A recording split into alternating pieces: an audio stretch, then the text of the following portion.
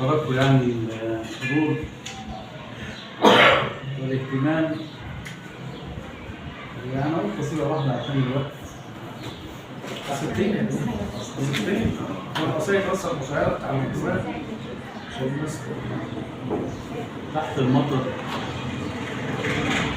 والطير بيهتف من سكات، صوت الرذاذ بينقل على الشباك يبات،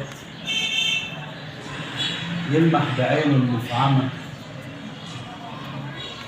يرسم على طرف البيوت حبة صور وحبة حاجات، بإيديها تمسك بالمطر، العشق أصل يعود ساعات، ألوان بتجمعها الخطوط وألوان تفرقها الخيوط. أنا كنت راجع من سفر مستني تمسح على الأحاط، يا بواقي كعب التذكرة ممسوحة من دهس القدم، طلعت من ورا الشباك تبص، والليل ويدخل بص بص، شفت السحابة والمطر والأرض بتشق كمان واحدة كمان.